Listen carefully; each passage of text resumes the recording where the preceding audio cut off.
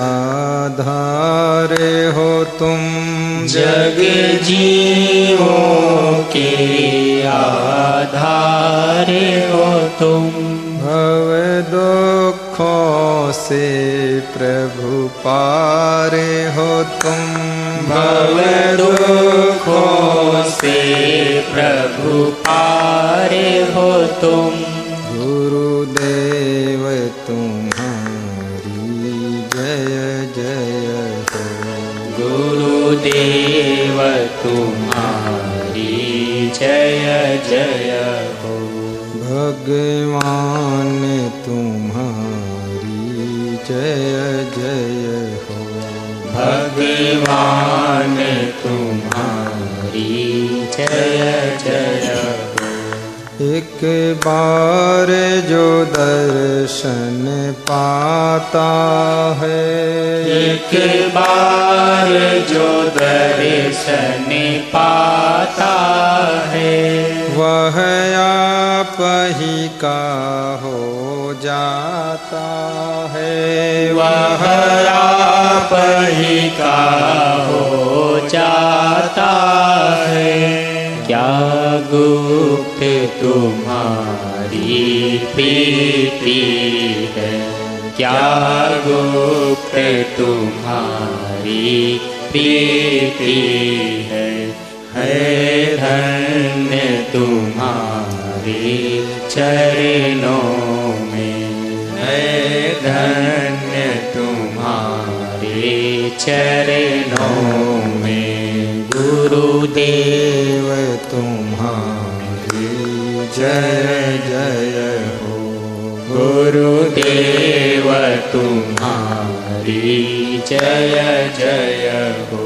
बोलिए सद्गुरु भगवान की जय हो, संत भगवान की जय हो, भक्त भगवान की जय हो, हनुमान जी महाराज की जय हो, कबीर देव की जय हो, श्री क्षमा देव की जय, श्री चेतन देव की जय, श्री विशाल देव की जय, साहिब बंदगी साहिब जय बंदगी, श्री राम, जय श्री राम।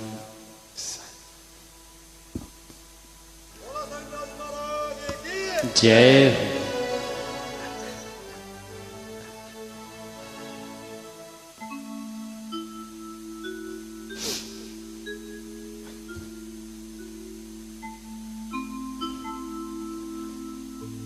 सद्गुरु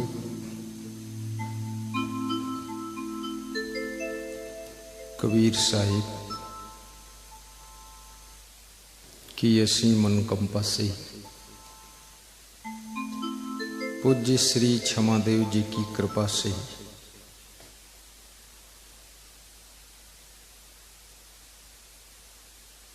हिंदुस्तान की प्रेम और सेवा की भूमि राजस्थान प्रदेश, डिस्ट्रिक्ट झालावाड़,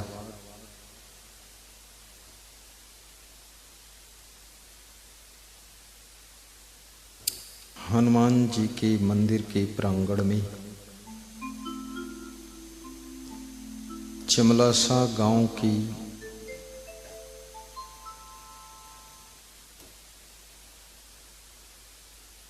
धरती पर लाइफल में दुख निवारण कथा सुखद सत्संग की सरिता में हम और आप निमज्जन करेंगे, जीवन को धन्य बनाएंगे। विश्व के समस्त पूजनीय अर्चनी वंदनीय महान पुरुषों को नमन करके जगत का कल्याण करने वाले समस्त संत महात्मा, धर्म की रक्षा करने वाले श्रोता बंधुओं, घर घर की शोभा बढ़ाने वाली माताओं बहनों तथा सबके प्रिय बच्चों एवं पुलिस जवानों, आज बड़ी प्रसन्नता की बात है जिस गांव का नाम भी मैंने कभी सुना नहीं था, चमलासा। विष्णु प्रसाद जी और सीमा देवी, प्रिंस और उनका बेटा अरविंद की श्रद्धा से, चमलासा वालों के पुण्य प्रताप से मुझे प्रथम बार आपके बीच में आने का शुभ अवसर प्राप्त हुआ है। 2 दिन कथा सुनाने के लिए भी मुझे पूज्य श्री क्षमादेव जी की कृपा से प्रेरणा मिली है कि हनुमान जी के मंदिर के निकट ऐसी कथा सुनाओ कि सबके जीवन की कथा सुखद हो जाए। सबके दिलों में व्यथा है और व्यथा कथा से ही दूर हो सकती है। हर व्यक्ति ऊपर से तो मुस्कुराता है, हंसता है, लेकिन भीतर भीतर रोई रे भीतर सबके कुछ कुछ दुख रहता है। परिवार बनाया था सुख के लिए, लेकिन परिवार से ही दुख भोग रहे हैं।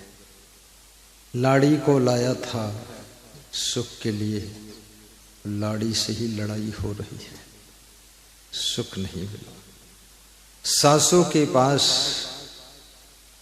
बहू आई थी कि बड़ी शांति मिलेगी, लेकिन सासू के पास में बहुत काम करना पड़ता है, तो बहू के मन में दुख होता है।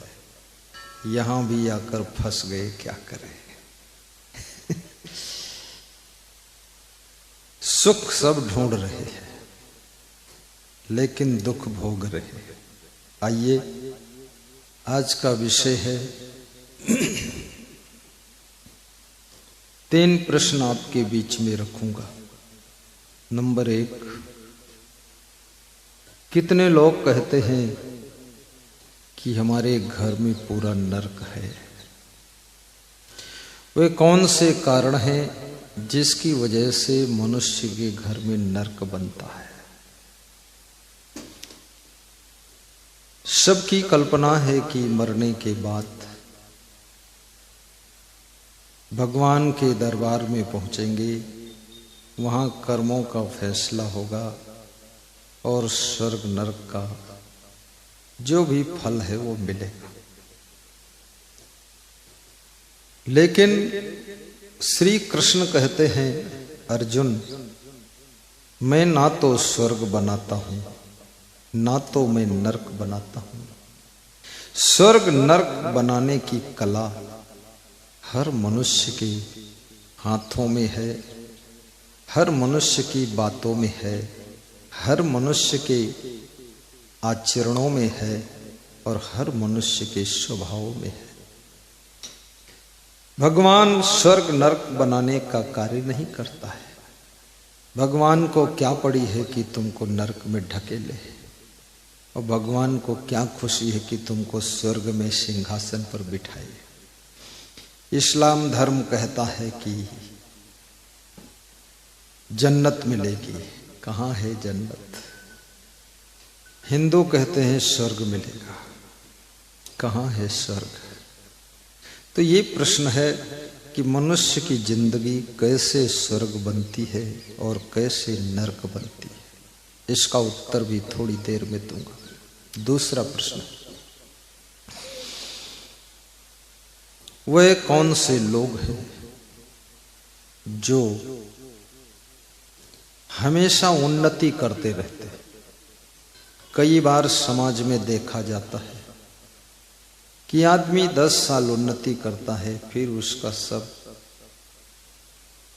काम बिगड़ जाता है, जीरो हो जाता है, डामाडोल हो जाता है, सब खेल खत्म, पैसा हजम, बात खत्म हो गई। लेकिन वह कौन सा उपाय है जिससे मनुष्य निरंतर क्रमशः आगे बढ़ता रहे, दिन प्रतिदिन हर कदम उसका ऊंचाई की ओर बढ़े, वह कौन सा उपाय है? इसका उत्तर भी थोड़ी देर में दूंगा। एक तीसरा प्रश्न है जो कि कबीर साहब से पूछा गया है। कबीर से पूछा गया, सुख कहाँ है और दुख कहाँ है, और मनुष्य को कैसी संगत करना चाहिए। प्रश्न बड़ा सरल सा लगता है, लेकिन इसका उत्तर बहुत कठिन है, क्योंकि इतना सरल उत्तर होता तो पूरा संसार आज तक सुखी हो गया होता। सुख और दुख के बीच में जिंदगी भटकती रहती है। बच्चे से लेकर बूढ़े तक लोग, स्त्री से पुरुष तक सब सुख ढूंढ रहे हैं। गरीब सुख ढूंढते ढूंढते थक चुका है और कहता है कि अब संसार में सुख नहीं है। अमीर भी सुख ढूंढते ढूंढते परेशान हो गया है कि सुख है नहीं दुनिया में। लेकिन अगर सुख नहीं है तो दुख भी नहीं है। ये भी याद रखना, यदि फूल नहीं है गुलाब के पौधे में तो फिर कांटे भी नहीं है, लेकिन फूल भी है और कांटे भी है। और किसका फूलों से मुकाबला पड़ता है और किसका कांटों से संगम होता है। जिनको कांटे मिल गए उनके दर्द होता है, जिनको फूल मिल गए उनकी जिंदगी में खुशबू उठने लग जाती है। थोड़ा जोर से ताली भी बजाना।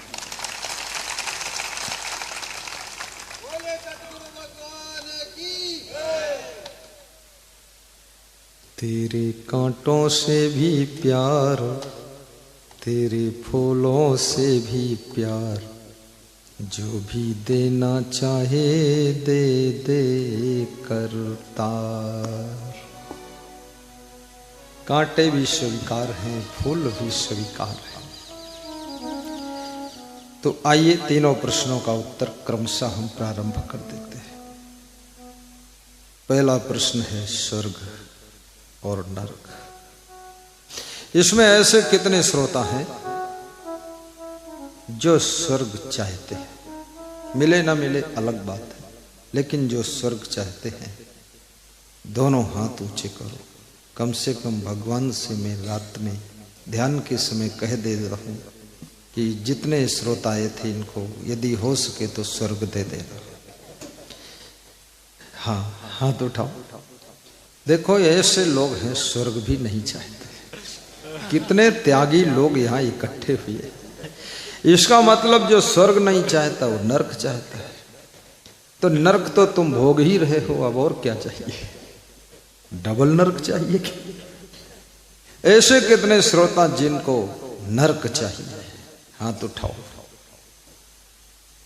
एक लेडीज ने उठाया है। अब उसने इसलिए उठाया है कि ये सारे के सारे स्वर्ग में जाएंगे तो नरक तो खाली रहेगा, तो उसमें अकेले जाकर पकौड़ी बनाती रहूंगी। शायद वो मेरी बात को समझने की कोशिश भी नहीं कर रही है। मैं जो बोलता हूं उसमें हाथ उठा देती है। ऐसी भोली भाली महिला है। अत्यंत कोप, कटुका च वाणी, दरिद्रता चा सुजने सुबैरम, नीच प्रसंगा कुलहीन सेवा, चिन्हानि देहे नरक स्थितानाम।